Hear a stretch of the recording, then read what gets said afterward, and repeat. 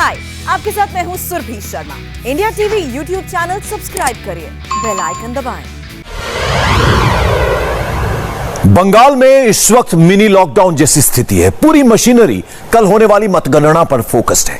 Corona की situation है और काउंटिंग का चैलेंज है, लेकिन सबसे बड़ा सवाल यह कि कल किसका होगा बंगाल। एग्जिट पोल आपने देख लिए होंगे, सीटों का अनुमान आपको पता चल गया होगा, मगर बंगाल जिस राह पर बढ़ने वाला है उसके पीछे का गणित आपको किसी ने नहीं बताया होगा। हमारी ये रिपोर्ट देखिए, बंगाल का हर समीकरण क्लियरली समझ में आ जाएगा।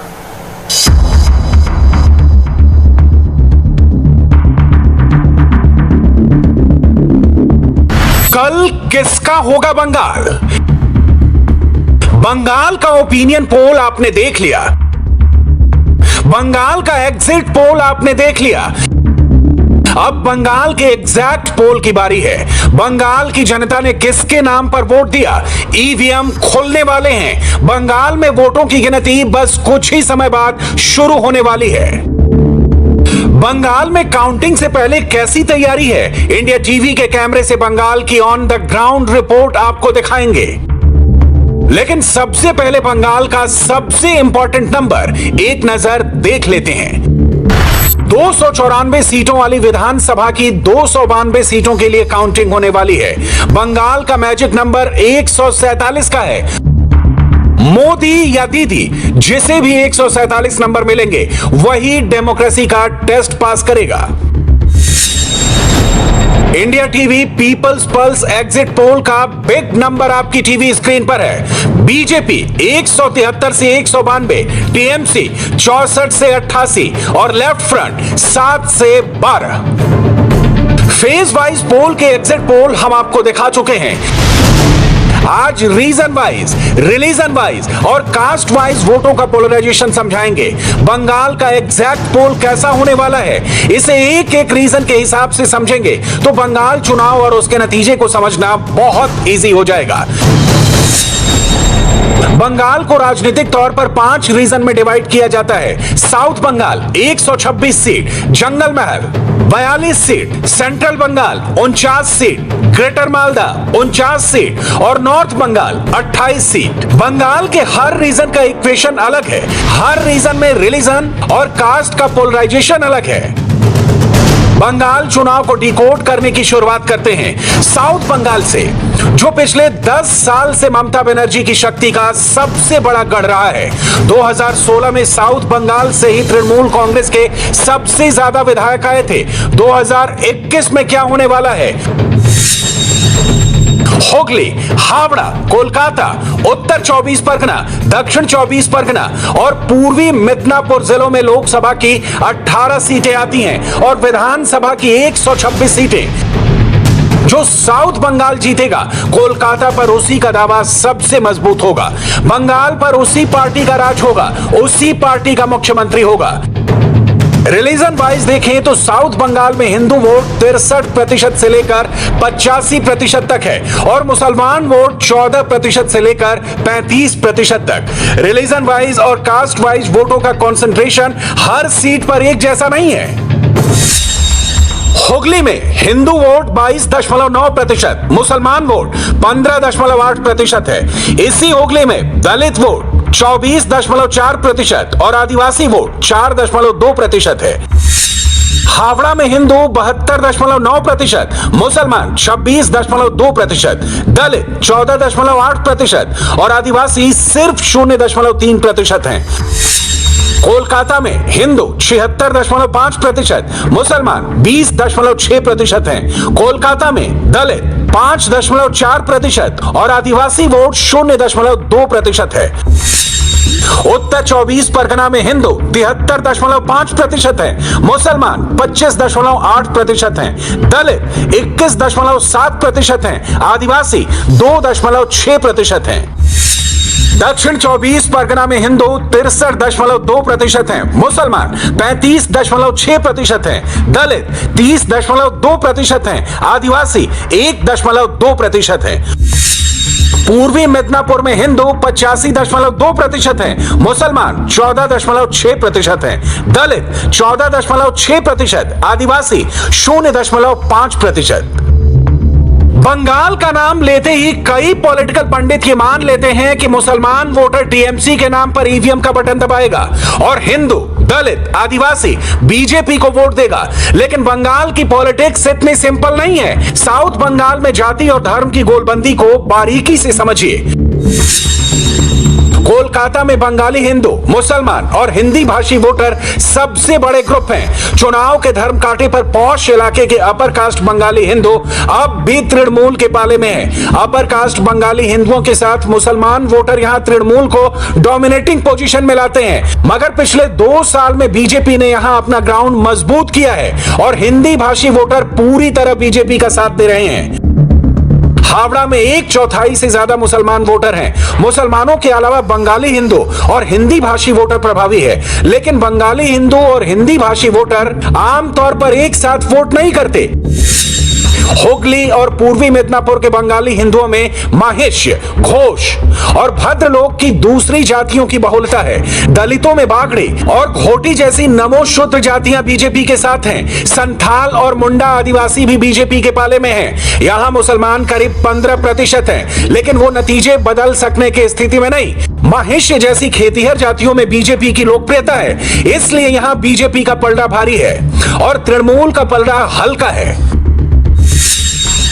उत्तर 24 परगना में दलित वोटर सबसे इंपॉर्टेंट हैं। नमोशूद्र जातियों में मतुआ सबसे बड़ी आबादी वाला समूह है। इसके बाद मुसलमान और बंगाली हिंदू आते हैं। बशीरहाट और बारासात के कुछ पॉकेट्स में मुसलमानों का कंसंट्रेशन है, इसलिए वहां तृणमूल बड़ी ताकत है। बोन गांव में मतुआ और नमोशूद्र जातियां निर्णायक हैं। ये जातियां बीजेपी के खेमे में मजबूती से खड़ी हैं, इसलिए बीजेपी यहां स्वीप कर सकती है। बैरकपुर में हिंदी भाषी और बंगाली हिंदू बीजेपी के साथ है, इसलिए यहां मोदी की पार्टी का तृणमूल पर बढ़त है। दमदम में बंगाली हिंदुओं का दबदबा है, जो ज्यादातर बीजेपी के साथ हैं। दमदम के हिंदी भाषी बीजेपी के साथ और मुसलमान तृणमूल के साथ हैं। दक्षिण 24 परगना के जयनगर में दलित बीजेपी के साथ और मुसलमान तृणमूल के पीछे लामबंद हैं। जिस जाति की जहां बहुलता है, वहां उस पार्टी का दबदबा है। मथुरापुर क्षेत्र में बंगाली हिंदू, दलित और मुसलमान वोटर ज्यादा हैं। यहां भी दलित और बंगाली हिंदुओं का बड़ा धड़ा बीजेपी के साथ है और मुसलमान वोटर तृणमूल के साथ। मथुरापुर में बीजेपी को ज्यादा सीटों पर बढ़त है, तो कुछ सीटों पर कांटे का मुकाबला है। डायमंड हार्बर में मुसलमान वोटर सबसे ज्यादा है, फिर बंगाली हिंदू और दलित वोटर आते हैं। अभिषेक बनर्जी के कारण यहां तृणमूल को बढ़त है। जाधवपुर में बंगाली हिंदू डोमिनेट करते हैं। दलित और मुसलमान वोटों की भी अच्छी खासी तादाद है। दलित बीजेपी के साथ, मुसलमान तृणमूल के साथ और बंगाली हिंदू यहां बटे हुए हैं। धर्म और जाति के समीकरणों को नंबर में कन्वर्ट करें तो साउथ बंगाल में बीजेपी 65 से 77 सीटें जीत सकती है। तृणमूल कांग्रेस 37 से 49 सीटें जीत सकती है और लेफ्ट को 0 से 2 सीटों पर संतोष करना पड़ सकता है। इंडिया टीवी के सीनियर एडिटर पवन नारा पिछले 2 महीने से पश्चिम बंगाल में है। साउथ बंगाल की हर सीट की ग्राउंड रिपोर्ट हमने आप तक पहुंचाई है। साउथ बंगाल दीदी के लिए कितना अहम है, इस पर पवन नारा की रिपोर्ट हम आपको दिखाएंगे। उससे पहले यह देखना भी जरूरी है कि बंगाल में इस वक्त क्या चल रहा है। पश्चिम बंगाल में 2 तारीख को आने वाले नतीजों से पहले फिलहाल कोलकाता समेत पूरे प्रदेश में सन्नाटा है, क्योंकि 1 मई से यहां पार्शियल लॉकडाउन लगा दिया गया है। इसके तहत सभी मॉल, रेस्टोरेंट, बार और ऐसी सभी गतिविधियां जिसमें सामाजिक तौर पर लोग इकट्ठा होते हैं, उन पर रोक लगा दी गई है। बाजार और हाट सुबह 7 से 10 और शाम 3 से 5 के बीच खुलेंगे। इन सब रोक से परे दवाई, ग्रोसरी की दुकानें लगातार खुली रहेंगी। जिस तरीके से कलकत्ता और उत्तर 24 परगना में कोरोना के मामले आ रहे हैं, उसके बाद इस तरह के कदम कोरोना की रफ्तार को रोकने के लिए उठाए गए हैं। साउथ बंगाल की 126 सीटें ममता बनर्जी के लिए अहम है और बीजेपी के लिए भी। 2019 के लोकसभा चुनाव में ममता बनर्जी साउथ बंगाल को बचाने में कामयाब रही थी। फिर पिछले 2 साल में यहां ऐसा क्या हुआ कि दीदी की पार्टी कमजोर पड़ती गई और मोदी की पार्टी ताकतवर होती गई। पीपुल्स पल्स के चुनावी विश्लेषक सज्जन कुमार से हमने यही सवाल पूछा। जो अम्फान की जो ट्रेजेडी हुई, जो अम्फान साइक्लोन की, और उसके बाद जब ये ट्रेजेडी जो थी पिछले 100 साल से ऊपर में सबसे बड़ी एक प्राकृतिक आपदा थी, और ऐसे में जब तृणमूल को बिल्कुल एक वेलफेयर मेजर के तहत लोगों के हेल्प के लिए जाना चाहिए था, जितने भी राहत के लिए केंद्र से या राज्य से पैसे या राहत सामग्री भेजे गए उसका जम के उसको लूटा गया, उसमें बहुत ज्यादा करप्शन हुआ, और जो तबका जो वंचित रहा ये वो तबका था जो काफी गरीब है। अगर आप यहाँ की डेमोग्राफी देखें साउथ बंगाल की, तो अगर आप दक्षिण 24 परगना देखें तो उसमें जो मुस्लिम आबादी के अलावा जो हिंदू आबादी है उसमें सबसे ज्यादा पौंड्र खत्री दलित है, और महिलाएं बहुत ज्यादा इस तबके में वंचित रहीं, चूंकि घर उजड़ गया, राशन नहीं मिली, तो जो महिला एक वोट बैंक था तृणमूल का वो भी काफी नाराज होगा। उसी तरीके से उत्तर 24 परगना में आप चले जाएं तो जो मुस्लिम पॉपुलेशन है उसके अलावा जो हिंदू पॉपुलेशन उसमें दलित वर्ग की बहुत ज्यादा संख्या है, खासकर यहाँ पे आपके नमशूद्रा दलित काफी ज्यादा है, जिनमें मटुआस भी जिनके एक हिस्सा है। तो इस तरीके से आप देखें, उसी तरीके से पूर्व मेदिनीपुर भी साउथ बंगाल में आता है, हावड़ा आता है, हुगली आता है और कोलकाता आता है। ये सारा का सारा वो रीजन था जो तृणमूल का गढ़ था, लेकिन ये सारा का सारा वो रीजन था जहां पे अम्फान की त्रासदी हुई और जम के त्रासदी के लिए भेजे गए राहत सामग्री और पैसों को लूटा गया। इस कारण से अगर एक कारण आप देखें तो एक तो बदलाव का मूड, और दूसरा अम्फान की त्रासदी और उसके बाद खुलेआम जो लूट की गई, और जिन लोगों ने विरोध किया खासकर गरीब तबके के लोग जो आदिवासी हैं या दलित हैं या महिलाएं हैं, उनकी जो प्रताड़ना हुई इसके कारण से जो दक्षिण बंगाल का जो गढ़ तृणमूल का 2019 तक बचा था वो भी इस बार बीजेपी के द्वारा काफी मजबूती से जीतता हुआ नजर आ रहा है। सैफोलॉजिस्ट की बातें आपने सुन ली। अब बंगाल की ग्राउंड रिपोर्टिंग करने वाले पवन नारा से दक्षिण बंगाल का इक्वेशन समझते हैं। पश्चिम बंगाल के चुनावी नतीजों में बंगाल का दक्षिणी हिस्सा बहुत मायने रखता है। इस दक्षिणी बंगाल के हिस्से में 126 सीटें आती हैं और ये तृणमूल का किला रहा है। अगर बीजेपी इस किले को भेद पाने में कामयाब रहती है तो यहां सत्ता परिवर्तन हो सकता है, और अगर बीजेपी इस किले को भेद पाने में नाकाम रही तो यहां परिवर्तन असंभव होगा। साउथ बंगाल के बाद चलते हैं जंगल महल।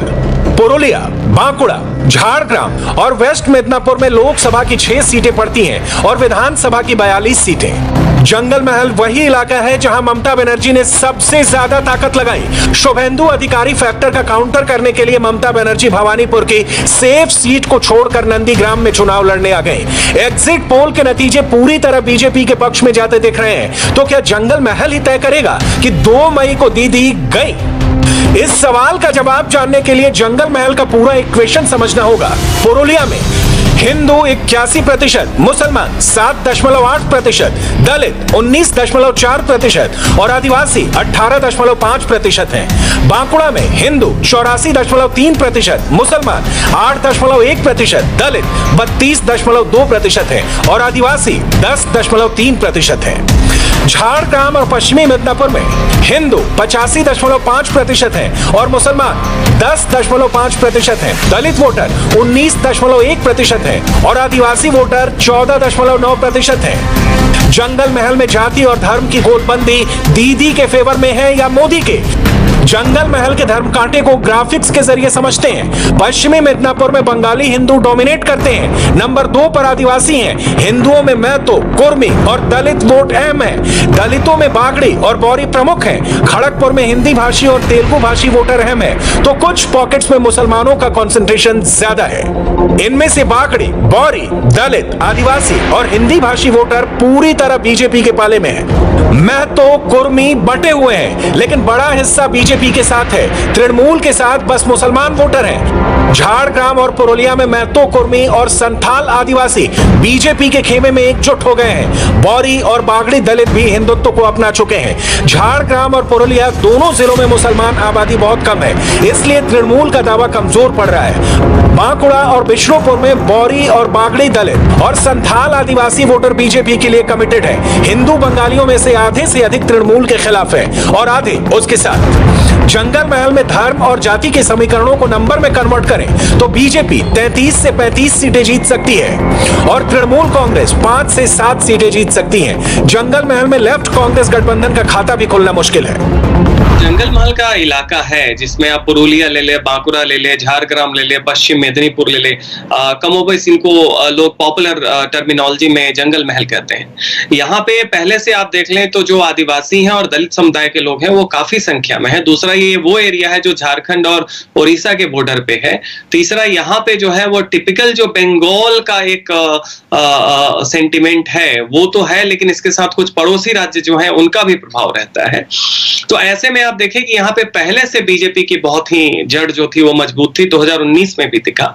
उसके बाद एडिशनल जो बीजेपी को फायदा हो रहा है जिस फैक्टर का, वो शुभेंदु अधिकारी और जो अधिकारी परिवार जिनका इन 5 जिलों में या 5 लोकसभा सीटों में काफी प्रभाव है, उनका काफी मजबूती से बीजेपी में आने के बाद बीजेपी के लिए काम करना, ये तृणमूल को सांगठनिक तौर पे भी कमजोर किया है। नैरेटिव में तो वो पीछे जा ही रहे थे। तो ये वो एरिया है जहां पे बीजेपी क्लियरली स्वीप करेगी।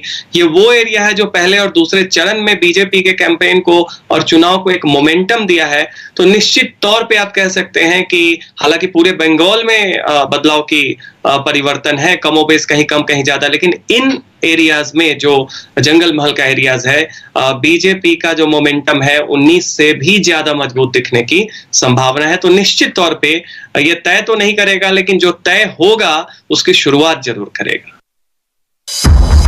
मध्य बंगाल के बीरभूम, पश्चिमी बर्धमान, पूर्वी बर्धमान और नदिया में लोकसभा की 7 सीटें आती हैं और विधानसभा की 49 सीटें। मध्य बंगाल की आबादी में करीब 70% हिंदू हैं और 30% मुसलमान। हिंदुओं में दलित और आदिवासी वोटर 30% से लेकर 35% हैं। बीरभूम हिंदू 62.3%, मुसलमान 37.1%, दलित 29.5%, आदिवासी 6.9%। पश्चिमी बर्धमान और पूर्वी बर्धमान हिंदू 77.9%, मुसलमान 20.7%, दलित 27.4%, आदिवासी 6.3%। नदिया हिंदू 72.2%, मुसलमान 26.8%, दलित 29.9%, आदिवासी 2.7%। नदिया बांग्लादेश से शरणार्थी बनकर आए बंगाली हिंदू बहुल इलाका है। यहाँ मथुआ के अलावा महेश और ग्वाला घोष की बड़ी आबादी है जो बीजेपी के पाले में है। दीदी और मोदी की डायरेक्ट फाइट में नदिया के करीब 27% मुसलमान दीदी के साथ हैं। बीरभूमि के दलित, संथाल, मुंडा और ओरांव आदिवासी मोदी के साथ हैं। वर्धमान के हिंदी भाषी हिंदू बंगाली, अगुरी या उग्र क्षत्रिय, महेश्य और घोष, मंडल और बागड़ी दलित और आदिवासी समुदायों में बीजेपी की पैठ है। यहाँ के बहुसंख्यक हिंदू तृणमूल विरोधी और मुसलमान तृणमूल समर्थक। सेंट्रल बंगाल में रिलीजन और कास्ट इक्वेशन को सीटों में कन्वर्ट करें तो बीजेपी को 30 से 34 सीटें, तृणमूल कांग्रेस 11 से 14 सीटें जीत सकती है। लेफ्ट कांग्रेस गठबंधन को 1 सीट से संतोष करना पड़ सकता है। सेंट्रल बंगाल के बाद बात ग्रेटर मालदा की, जिसकी बंगाल में सबसे ज्यादा चर्चा है। मालदा, मुर्शिदाबाद, उत्तर दिनाजपुर और दक्षिण दिनाजपुर में मुसलमान आबादी सबसे ज्यादा है और मुसलमान ही यहाँ मुद्दा है। मालदा में 49.9% मुसलमान, मुर्शिदाबाद में 66.3% मुसलमान, उत्तर दिनाजपुर में 49.9% मुसलमान और दक्षिण दिनाजपुर में 24.6% मुसलमान है। दक्षिण दिनाजपुर को छोड़कर पूरा इलाका मुसलमान डोमिनेटेड है। हिंदुओं में दलित नंबर 2 पर हैं। दिनाजपुर में राजवंशी, मालदा और मुर्शिदाबाद में नाम शूद्र और मंडल दलित हैं, जबकि दिनाजपुर और उत्तर मालदा में संथाल, मुंडा और अन्य आदिवासी जातियां हैं। दलित और आदिवासी बीजेपी की ओर झुके हैं, जिसकी सबसे बड़ी वजह है तुष्टीकरण वाली राजनीति। एंटी इनकम्बेंसी के कारण भी उन्होंने हिंदुत्व को अपनाया है। इसलिए मुस्लिम बहुल ग्रेटर मालदा में भी बीजेपी कंफर्ट जोन में है।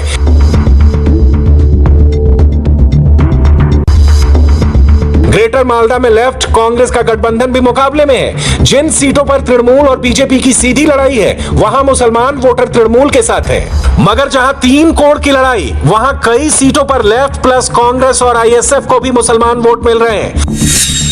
ग्रेटर मालदा की 49 सीटों में से बीजेपी 10 से 13 सीटें जीत सकती है, तृणमूल कांग्रेस 17 से 21 सीटें जीत सकती है और लेफ्ट कांग्रेस गठबंधन के खाते में 11 से 13 सीटें आ सकती हैं। जो मालदा और मुर्शिदाबाद में जो पैटर्न है वहां पे आप देखें तो पहले से कांग्रेस पार्टी का वो गढ़ रहा है। प्रियरंजन दास मुंशी उधर आप देखें तो दिनाजपुर और उत्तर मालदा की तरफ प्रभावी थे, और उसी तरीके से अब्दुल गनी खान फैमिली जो थी उनकी काफी ज्यादा प्रभाव थी दक्षिण मालदा की तरफ। मुर्शिदाबाद में आपके प्रणब मुखर्जी भी चुनाव लड़ते थे जहांगीरपुर से, उसके अलावा और भी बहरामपुर से अधीर रंजन चौधरी हैं। तो इस तरीके से ये एरिया कांग्रेस का घर था। लेकिन इस बार हो क्या रहा है, और यहाँ पे मुसलमानों का आप देखें तो कांग्रेस की तरफ एक आकर्षण रहा है, वो वामपंथ के भी जमाने में, तृणमूल के भी जमाने में। अभी क्या हो रहा है कि चूंकि बंगाल का चुनाव एक तरीके से पोलराइज्ड हो गया है, बीजेपी बनाम तृणमूल, तो ऐसे में क्या है कि अल्पसंख्यक वर्ग का एक काफी बड़ा हिस्सा जो है वो कांग्रेस और वाम दल को छोड़ के वो तृणमूल की तरफ लामबंद हो रहा है, मुर्शिदा और मालदा में भी। इस कारण से आप देखेंगे कि इन दो जगहों पे मुस्लिम वोट जो है उनका मतलब कि दो हिस्सों में बंटवारा क्लियर तौर पे दिख रहा है, और इसमें नुकसान सीधा का सीधा कांग्रेस और वाम दलों को है। लेकिन अगर बाकी आप हिस्सा देख लें, चाहे वो दक्षिण 24 परगना हो, उत्तर 24 परगना हो, मतलब साउथ बंगाल हो, या आप देख लें बीच के सेंट्रल बंगाल हो, वर्धमान वगैरह, या नदिया, या उत्तर बंगाल हो, तो मेरे मत में जो है ये धारणा जरूर है कि मुस्लिम वोट बट रहा है, लेकिन सच्चाई ये है कि मुस्लिम वोट इस बार काफी बड़ी संख्या में तृणमूल के पीछे लामबंद हो रहा है, क्योंकि उसमें एक अल्पसंख्यक की एक वोटिंग साइकोलॉजी होती है।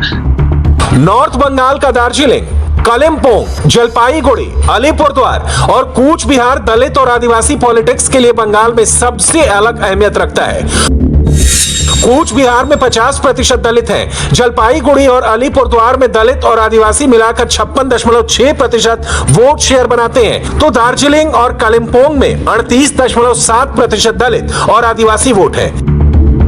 नॉर्थ बंगाल के अलग अलग क्षेत्रों में राजवंशी, नामशुद्ध और गोरखा दलित रहते हैं। इनमें सबसे बड़ी संख्या में राजवंशी दलित हैं। तीनों ही दलित समुदाय बीजेपी के साथ और तृणमूल के खिलाफ हैं। नॉर्थ बंगाल में दो तरह के आदिवासी समुदाय हैं। चाय बागानों में काम करने वाले संथाल, मुंडा और ओरांव टी ट्राइब्स कहलाते हैं। गोरखा और राभा गोरे आदिवासी हैं। इन आदिवासी समुदायों में संघर्ष का इतिहास पुराना है, लेकिन 2019 के बाद सभी आदिवासी समुदाय बीजेपी के साथ हैं। India TV people's pulse exit poll के मुताबिक नॉर्थ बंगाल की 28 सीटों में से बीजेपी 22 से 25 सीटें जीत सकती है, तृणमूल कांग्रेस 0 से 3 सीटें जीत सकती है, और लेफ्ट कांग्रेस गठबंधन के खाते में 0 से 1 सीट आ सकती है। बंगाल में 292 सीटों पर ईवीएम खोलने में अब 12 घंटे से भी कम समय रह गया है। 2 मई दी गई। ये नारा रियलिटी बनेगा या नहीं, फैसला बस होने ही वाला है। हाय, आई एम सुरभि शर्मा। खबरों से अपडेट रहने के लिए India TV YouTube channel subscribe करिए, साथ में बेल आइकन जरूर दबाएं। जुड़े रहें इंडिया टीवी के साथ।